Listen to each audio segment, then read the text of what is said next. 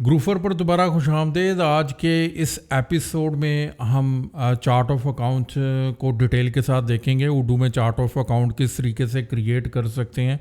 जब उडू accounting module को इंस्टॉल करते हैं तो उडू हमारे लिए एक default chart of account install कर देता है। हम डिटेल के साथ देखेंगे कि चार्ट ऑफ अकाउंट किस तरीके से हम मॉडिफाई कर सकते हैं अपने डिफ़ॉल्ट चार्ट ऑफ अकाउंट को, और अगर उसके अंदर कोई एडिशन करनी है हम उसको एडिशन कर सकते हैं। और जीएल अकाउंट की डिफरेंट टाइप्स को हम डिटेल के साथ देखेंगे कि उडू अपनी जो जीएल अकाउंट्स हैं उनको किस तरीके से मैनेज करता है। तो चलिए स्क्रीन पर चलते हैं और आज सीखते हैं कि चार्ट ऑफ अकाउंट को उडू में किस तरीके से क्रिएट कर सकते हैं और सेटअप कर सकते हैं। तो मैं अपनी स्क्रीन पर आ चुका हूँ। अकाउंटिंग में हम चलते हैं। अकाउंटिंग के बाद कॉन्फ़िगरेशंस के अंदर हम जाएंगे और यहाँ पर हमारे पास चार्ट ऑफ अकाउंट का ऑप्शन रहेगा। तो उडू बाय डिफ़ॉल्ट जब हम अकाउंटिंग एप्लीकेशन को इंस्टॉल करते हैं तो चार्ट ऑफ अकाउंट एक standard chart of account automatically import कर देता है, क्रिएट कर देता है हमारे लिए। तो बेस्ट प्रैक्टिसेस यही है कि बजाय ये कि स्क्रैच से हम चार्ट ऑफ अकाउंट क्रिएट करें या फिर एग्जिस्टिंग चार्ट ऑफ अकाउंट को डिलीट करके नया क्रिएट करें, तो हम इसी को ही मॉडिफाई कर सकते हैं। तो यहाँ पर चार्ट ऑफ अकाउंट को देखते हैं, जो हम इसको मॉडिफाई भी करेंगे और इसको पहले अंडरस्टैंड करते हैं कि उडू के चार्ट ऑफ अकाउंट के अंदर क्या चीज़ें यहाँ पर इंक्लूडेड हैं। लेफ़्ट साइड में इस वक्त मेरे पास 1 2 3 4 5 6 9 तक के ये यहाँ पर ग्रुपिंग आ रही है। मैं 1 पर क्लिक करूँगा तो इस वक्त सिर्फ ये जो 1 से स्टार्ट होने वाले कोड है, ये कोड से ग्रुपिंग कर रहा है, तो 1 से स्टार्ट होने वाले मेरे पास इस वक्त आ गए हैं। और अगर मैं 15 पे क्लिक कर देता हूँ तो सिर्फ ये एक है 15 एसेट्स, तो ये मेरे पास आ चुका है। तो मैं ऑल पर क्लिक करता हूँ, ये हमारे पास ऑल आ गए हैं। उडू के चार्ट ऑफ अकाउंट में जो डिजिट है ये इम्पोर्टेंट है, हमें डिजिट को देना है। बेस्ट प्रैक्टिसेस के अंदर हमें डिजिट उसकी लेंथ डिसाइड कर लेनी चाहिए ताकि उसके अंदर एक सिमेट्री रहे। तो यहाँ पर बाय डिफ़ॉल्ट मेरे पास 6 डिजिट का जीएल कोड आ रहा है, तो 101000 ये 6 डिजिट का मेरे पास आ चुका है। उसके बाद मेरे पास अकाउंट नेम है, हमने अकाउंट नेम उसकी जीएल अकाउंट की डिस्क्रिप्शन मेंशन करनी है। फिर उसके बाद ये टाइप है, यहाँ पर ये मैंडेटरी फील्ड है, हमें कोई ना कोई टाइप यहाँ पर सिलेक्ट करनी है जब भी नया अकाउंट क्रिएट करेंगे। तो यहाँ पर डिफरेंट मेरे पास टाइप्स हैं। बैलेंस शीट अकाउंट है और मेरे पास प्रॉफिट एंड लॉस अकाउंट है। 2 ही टाइप हो सकती हैं, बैलेंस शीट या फिर profit and loss. Balance sheet के अंदर फिर फर्दर इसकी सेग्रीगेशंस हैं। एसेट के अंदर तो ये करंट एसेट है, तो ऑब्वियसली ये एसेट अकाउंट है। और एसेट अकाउंट के अंदर ये इसका जो टाइप है ये हमारी करंट एसेट्स रहेगी। मैंने इसको चेंज कर दिया था, तो ये करंट एसेट्स रहेगी। ऑब्वियसली यहाँ पर डिफरेंट किस्म के हमारे नेम्स होंगे। स्टैंडर्ड के अंदर सिर्फ करंट एसेट्स आ रहा है, तो यहाँ पर करंट एसेट्स आ जाएगा। उसके बाद हमारे पास यहाँ पर अकाउंट रिसीवेबल POS आ रहा है। एक हमारे पास और भी अकाउंट होगा, ये अकाउंट रिसीवेबल, और इसका जो कोड है 121000 अकाउंट रिसीवेबल आ रहा है। यहाँ पर रिसीवेबल हमारे पास एसेट्स के अंदर रहेगा। ये है हमारे पास एसेट ही, लेकिन इसके अंदर रिसीवेबल है। ये डिफरेंट टाइप्स हमारे पास अवेलेबल हैं। ये हर अकाउंट की नेचर के हिसाब से हमें ये टाइप सेलेक्ट करनी है। ये उडू ट्रांजैक्शंस को कंट्रोल करने के लिए इन टाइप्स को यूज़ करता है। रिसीवेबल वो अकाउंट होंगे जो कि रीकॉन अकाउंट होंगे जब हम सब लेजर यूज़ करेंगे सेल्स को या फिर अकाउंट रिसीवेबल को यूज़ करेंगे, तो वहाँ पर कस्टमर के बैक पर जो रीकॉन अकाउंट या कंट्रोल अकाउंट हम मेंशन करेंगे वो अकाउंट रिसीवेबल का होगा और उसकी टाइप रिसीवेबल रहेगी। रिसीवेबल उसके बाद बैंक एंड कैश है, हम पैटी कैश का अकाउंट ओपन करते हैं या फिर कोई बैंक का अकाउंट ओपन करते हैं, उसकी टाइप हमारे पास बैंक एंड कैश रहेगी। ये जैसा कि हमारे पास एक अकाउंट ओपन है बैंक का, तो बैंक एंड कैश हमारे पास टाइप आ रही है। उसके बाद करंट एसेट्स है, जो नॉन रिसीवेबल अकाउंट होंगे, जो नॉन रीकॉन अकाउंट होंगे, उनको हम करंट एसेट्स के अंदर क्रिएट कर लेंगे और वो फिक्स एसेट नहीं होंगे। फिर इसी तरीके से नॉन करंट एसेट्स हैं, उसके लिए हम नॉन करंट एसेट्स को यूज़ करेंगे। कोई एडवांसेस से रिलेटेड है, प्री पेमेंट्स हैं, उसकी टाइप हम मेंशन करेंगे। फिर इसी तरीके से फिक्स एसेट है। लाइबिलिटीज़ के अंदर हमारे पास ये पेएबल का रीकॉन अकाउंट के लिए हम यूज़ करेंगे। जिस तरह अकाउंट रिसीवेबल के लिए हम रिसीवेबल टाइप यूज़ कर रहे थे, इसी तरह अकाउंट पेएबल जो सब लेजर है उसका रीकॉन अकाउंट मैनेज करने के लिए यहाँ पर पेएबल हमारे पास रहेगा। फिर इसी तरीके से क्रेडिट कार्ड है, अगर कोई क्रेडिट कार्ड से रिलेटेड ट्रांजैक्शन है तो वो उसका लाइबिलिटी है अगर उसकी, तो क्रेडिट कार्ड हमारे पास आ जाएगा। फिर करंट लाइबिलिटीज़ और नॉन करंट लाइबिलिटीज़, ये accounting people knows very well, current liabilities और नॉन करंट लाइबिलिटीज़। तो ये हमें अकाउंट की नेचर यहाँ पर डिफाइन कर देनी है। फिर इक्विटी से रिलेटेड कोई कैपिटल है या फिर रिटेन अर्निंग का अकाउंट है तो ये इक्विटी अकाउंट हमारे पास आ गए।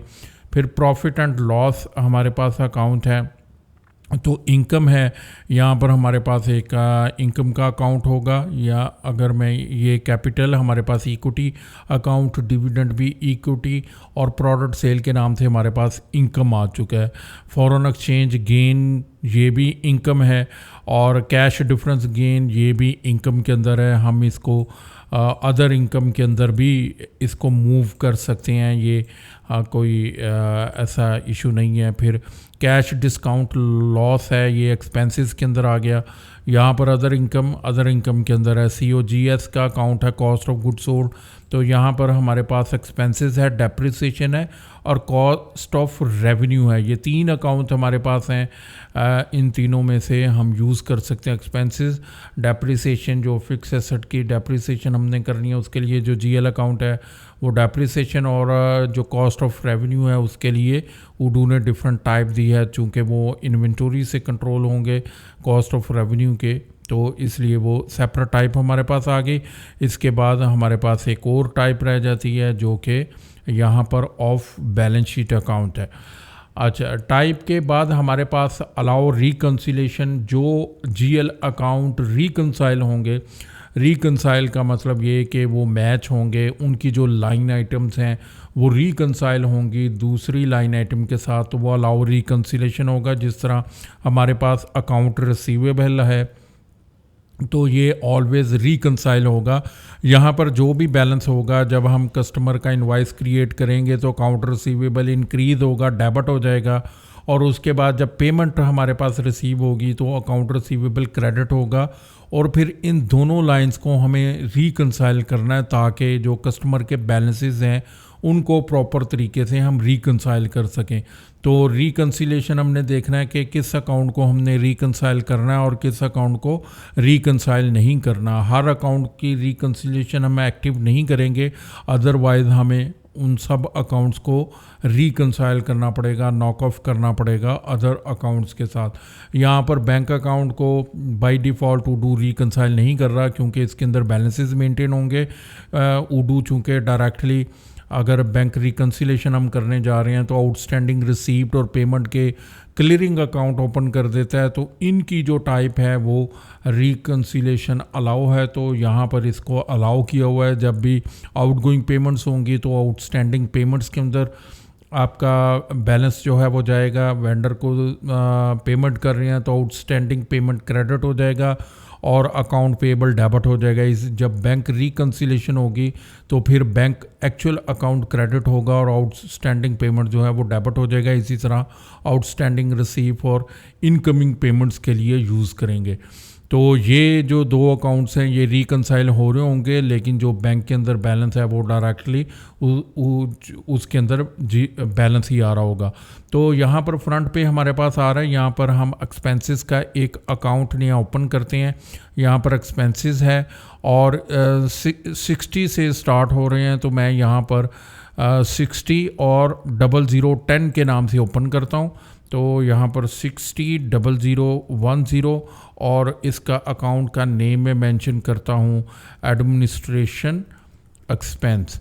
और यहाँ पर देखें कि जो टाइप है वो मैंने सेलेक्ट नहीं की, वो ऑटोमेटिकली उडू ने यहाँ पर टाइप सेलेक्ट कर लिया है। अब ये 6001 के साथ मेरा अकाउंट क्रिएट हो चुका है। यहाँ पर मैं इसको क्लिक करता हूँ तो थोड़ा रिफ़्रेश करता हूँ तो जहाँ पर इसकी प्लेसमेंट है वहाँ पर आ चुका है एक्सपेंस अकाउंट, चूँकि उसको रिकनसाइल करने की ज़रूरत नहीं है। मोस्ट ऑफ द टाइम वो डेबिट हो रहा होगा एक्सपेंस, तो अलाउ रिकन्सिलेशन मैंने एक्टिव कर दी है। अब यहाँ पर कुछ और भी हमें डिटेल सेटिंग्स भी हम कर सकते हैं। यहाँ पर मैं एक्सपेंसेस के अंदर ही चला जाता हूँ। ये मैं एक्सपेंसेस के अंदर चला गया हूँ, एडमिनिस्ट्रेशन एक्सपेंसेस, या फिर एक्सपेंस अकाउंट को मैं ओपन करता हूँ। इसको व्यू मैंने ओपन कर लिया है। अब यहाँ पर ये कोड और अकाउंटिंग टैब के अंदर ये तो हमने मेंशन कर दिया था, रिकन्सिलेशन भी हमने देख लिया है। डिफ़ॉल्ट टैक्सेस, तो यहाँ पर मैं डिफ़ॉल्ट टैक्सेस मेंशन कर सकता हूँ। जब भी ये जीएल अकाउंट किसी अकाउंटिंग डॉक्यूमेंट के अंदर हम सेलेक्ट करेंगे तो ये डिफ़ॉल्ट टैक्स ऑटोमेटिकली वहाँ पर असाइन हो जाएगा। ये डाटा एंट्री को थोड़ा ऑप्टिमाइज़ करने के लिए हम इसको यूज़ करेंगे। और उसके बाद डिसअलाउ एक्सपेंसेस है यहाँ पर।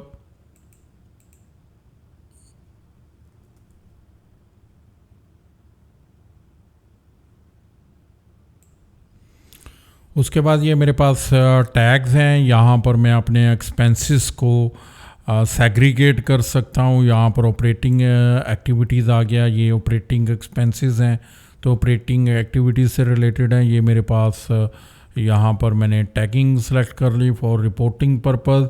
अलाउड जर्नल्स यहाँ पर हम मेंशन कर सकते हैं। मैंने मिसलिनियस ऑपरेशन यहाँ पर अगर सेलेक्ट कर दिया है तो मैं इसको अगर सेव कर देता हूँ तो 6 ये पेंटा ज़ीरो जो जीएल अकाउंट है एक्सपेंसेस का, ये सिर्फ मिसलिनियस ऑपरेशन का जो जर्नल है उसी के अंदर ही मैं इसको इंक्लूड कर सकता हूँ, इसको यूज़ कर सकता हूँ। वेंडर बिल्स वगैरह में जब भी मैं यूज़ करने की कोशिश करूँगा तो यहाँ पर मेरे लिए एरर जनरेट होगा, तो अभी फ़िलहाल हम इसको रिमूव कर देते हैं। उसके बाद हमारे पास ये डेप्रिकेटेड का ऑप्शन है। जब भी हमने उडू का जीएल अकाउंट उसको फर्दर यूज़ नहीं करना चाह रहे तो हम उसको डेप्रिकेट करेंगे। अगर उसके अंदर ट्रांजैक्शंस हैं तो जितनी भी ट्रांजैक्शंस हैं वो एग्जिस्ट करेंगी, लेकिन फर्दर इन फ्यूचर जो ट्रांजैक्शन है वो अलाउ नहीं होगी, हम इसको डिलीट नहीं कर सकते।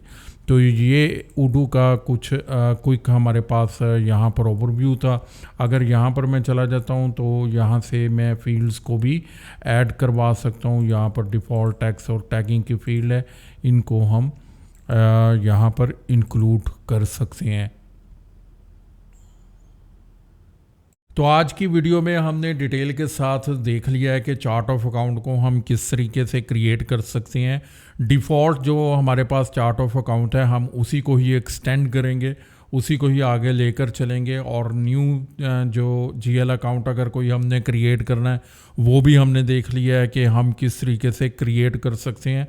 डिफरेंट जो जीएल अकाउंट की टाइप्स हैं जो कि उडू के पूरी अकाउंटिंग जो ट्रांजैक्शंस हैं उसको कंट्रोल करने के लिए उडू यूज़ करता है, हमने सारी वो उन टाइप्स को 1 बाय 1 डिटेल के साथ देख लिया। और उम्मीद है कि चार्ट ऑफ अकाउंट आपने डिटेल के साथ अब समझ लिया और ख़ुद का चार्ट ऑफ अकाउंट आप क्रिएट कर सकते हैं।